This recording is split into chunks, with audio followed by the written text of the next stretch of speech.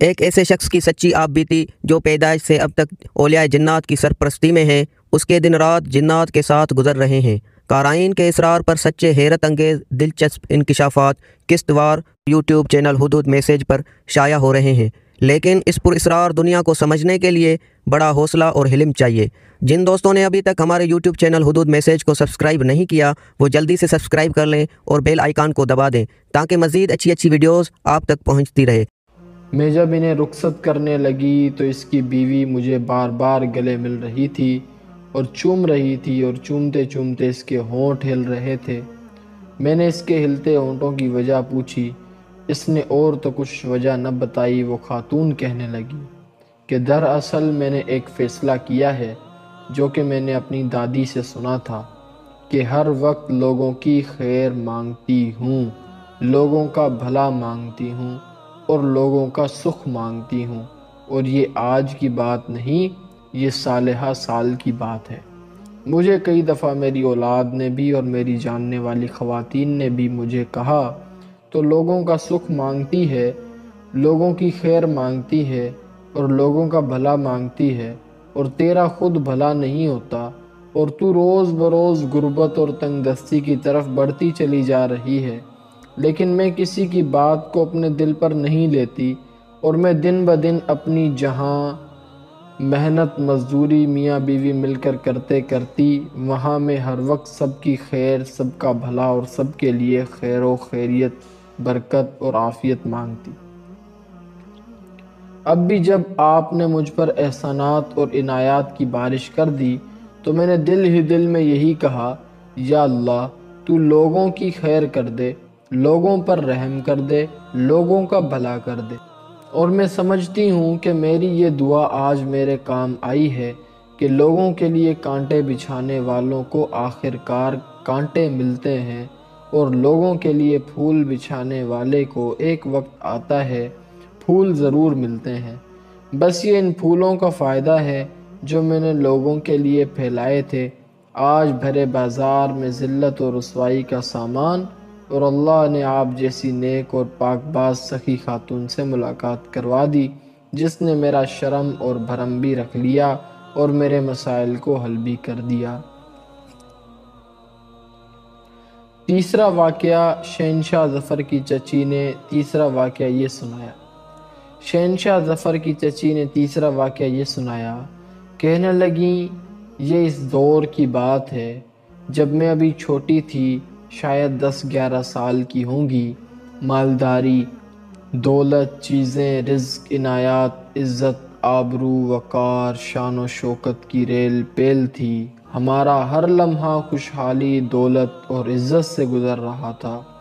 میری والدہ کی ایک باندی تھی جن کی والدہ، پھر ان کی والدہ اور پھر ان کی والدہ، یعنی وہ نسل در نسل ہمارے غلام تھے، بہت دیانتدار اور وفادار تھے۔ اچانک فوت ہو گئی، حالانکہ اس کی اتنی عمر بھی نہیں تھی، 3 چھوٹے چھوٹے بچے تھے۔ میری والدہ کو اس کا بہت افسوس ہوا۔ شاید کسی بہت ہی عزیز کی موت پر میری والدہ کو اتنا افسوس نہ ہوا ہو جتنا کہ اس لونڈی اور باندی کے مرنے کا میری والدہ کو افسوس ہوا۔ میری والدہ کے دن رات سسکیاں لیتے اور آہیں بھرنے میں گزر رہے تھے۔ لاکھ ان کو تسلی دی جاتی، لاکھ ان کو تشفیع دی جاتی، لیکن کوئی پل، کوئی سانس ان کو تسلی کا ملتا ہی نہیں تھا۔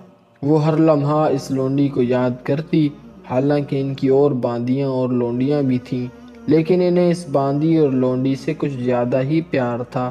اس کی وجہ دیانتداری، وفاداری اور نسل در نسل ان کا خاندان اسی وفا اور دیانت میں ہمیشہ پیش رہا۔ ایک دن کی بات ہے، میری والدہ غمزدہ اور پریشان بیٹھی ہوئی تھی تو ہماری ایک جاننے والی عزیزہ جن کی کسی اور شہزادے کے ساتھ شادی ہو گئی تھی ملنے کے لیے آئیں۔ ان کی بگھی رکی، وہ اتری، میری والدہ ان کو ملی۔ انہوں نے والدہ کے چہرے پر غم اور ملال دیکھا اور پریشانی کے آثار دیکھے۔ وقتی خیر خیریت پوچھنے کے بعد انہوں نے پہلا سوال کر ڈالا۔ وہ والدہ کو مامی کہتی تھیں کہ مامی خیریت تو ہے، میں آپ کو بہت پریشان دیکھ رہی ہوں۔ والدہ تو نہ بولی، ساتھ بیٹھی ایک اور عزیزہ بولی کہ دراصل ایک بہت ہی قریبی لونڈی تھی جو اچانک فوت ہو گئی۔ ان کا غم اور ان کا درد ان کے دل میں اتنا ہے کہ بس ان کو اب دنیا کی کوئی چیز اور کچھ بھی رونق اور لذت نظر نہیں آتی۔ وہ کچھ دیر کے لیے خاموش ہو گئیں اور انہیں بھی افسوس ہوا کیونکہ وہ بھی اس لونڈی کو جانتی تھیں۔ پھر بولنے لگیں کہ مامی اگر آپ کہیں تو میں آپ کو ایک عمل نہ بتاؤں جو ہمارے ہاں ایک شاہی مسجد کے خطیب نے میری ساس کے فوت ہونے پر میرے شوہر کو بتایا تھا، اور وہ ہم نے کیا، اس کا نتیجہ 100% پایا۔ اور اس عمل سے سب سے بڑی بات یہ ہے کہ بہت تسلی ہوتی ہے، اور جو دل کے اندر غم، ملال اور فکر ہوتا ہے وہ ختم ہو جاتا ہے۔ میری والدہ نے ٹوٹے دل سے کہا ٹھیک ہے بتا دیں۔ وہ کہنے لگی مامی آپ ایسا کریں، اس لونڈی کا کوئی پہنا ہوا کپڑا لے لے، نیا ہو یا پرانا لیکن پہنا ہوا لازم ہے، اور اس کپڑے کو آپ کسی پھلدار درخت پر لٹکا دیں، لیکن پھلدار درخت ایسا ہو جس پر کانٹے نہ ہوں، اور روزانہ اس کپڑے کے ساتھ کھڑے ہو کر صرف 70 بار آیت کریمہ لا الہ الا انت سبحانک انی کنت من الظالمین پڑھ لیا کریں۔ 7 دن یا 70 دن یہ عمل کریں، اس کپڑے کے اندر وہی وجود پھر آئے گا اور آپ سے باتیں کرے گا اور آپ کو تسلی بھی دے گا اور اپنی زندگی کے دن رات صبح و شام بتائے گا۔ میری ماں کہنے لگی بیٹی یہ عمل میں نہیں کر سکتی، میری اب ہمت جواب دے گئی ہے، یہ تو کسی ہمت والے فرد کا کام ہے، وہ یہ عمل کرے۔ ساتھ بیٹھی ہماری عزیزہ کہنے لگی مامی آپ کی طرف سے میں یہ کر دوں گی، مجھے آپ کا سکون چاہیے۔ بس انہوں نے یہ عمل شروع کر دیا، لیکن 70 دن کے بعد بھی وہ کپڑا پرانا میلا تو ضرور ہوا، لیکن اس کے اندر وہ وجود ظاہر نہ ہوا جس وجود کے بارے میں انہوں نے بتایا تھا۔ وہ مایوس ہو گئیں۔ اس دوران وہ خاتون واپس اپنے شوہر کے ہاں چلی گئیں، اسے پیغام بھیجا کہ آپ نے جو لونڈی کے کپڑے کا عمل بتایا تھا، اس عمل کو بھرپور انداز سے روزانہ کیا پر اس کا فائدہ نہیں ہوا۔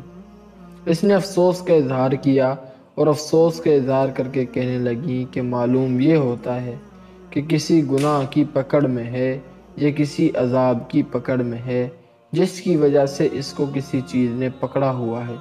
آپ ایسا کریں، آپ اس کے لیے کوئی دعا مانگیں اور اس کی مغفرت کے لیے کوئی عمل کریں۔ میری والدہ نے جب یہ بات سنی، ان کا غم اور دکھ اور بڑھ گیا، ان کی تکلیف میں اضافہ ہو گیا، ان کی آہوں اور ہچکیوں میں اور زیادہ اضافہ ہوا، اور یہ آہیں اور ہچکیاں بہت زیادہ بڑھ گئیں۔ انہوں نے اپنی لونڈی کے لیے اللہم ارحم امت محمد صلی اللہ علیہ وسلم بہت کثرت سے پڑھنا شروع کر دیا، کیونکہ انہیں پتہ تھا کہ اس لونڈی کی آخرت اور قبر اور مرنے کے بعد بخشش اور بخشش کا نظام صرف اسی سے ہو سکتا ہے۔ بس یہ دعا کچھ مہینے تک میری والدہ بہت دکھ سے، غم سے، بہت درد سے اور بہت توجہ سے پڑھتی رہیں۔ پڑھتے پڑھتے ایک دفعہ صبح اٹھیں تو بہت مطمئن چہرے پر مسکراہٹ، طبیعت میں خوشحالی اور خوشباشی تھی۔ پوچھا تو کہنے لگی آج رات مجھے خواب میں میری لونڈی ملی ہے۔ کہنے لگی آپ کا بہت شکریہ، آپ نے مجھے اتنا پیار دیا اور میرے ساتھ اتنی محبت کی اور میرے دکھوں میں میرے اتنا کام آئیں۔ نماز اعمال پر توجہ نہ دی اور پکڑ میں آ گئی۔ دراصل میں خدمت تو بہت کرتی تھی، امانت دیانت تو بہت کرتی تھی اور وفا بھی بہت کرتی تھی، لیکن میں نماز اعمال کی طرف توجہ نہیں دیتی تھی۔ میں اسی پکڑ میں تھی، اور اگر کوئی شخص کسی پکڑ میں ہو تو وہ چونکہ قید خانہ میں ہوتا ہے، جب تک وہ قید سے نہ چھوٹے اس کا وجود، اس کی روح اس کپڑے میں آنے کے قابل نہیں ہوتی جس کپڑے کے اوپر آیت کریمہ پڑھا گیا تھا۔ جب سے آپ نے میرے لیے مغفرت والے الفاظ پڑھے، میں اپنی قبر میں کچھ ہی عرصے میں اچانک خوشحال ہو گئی۔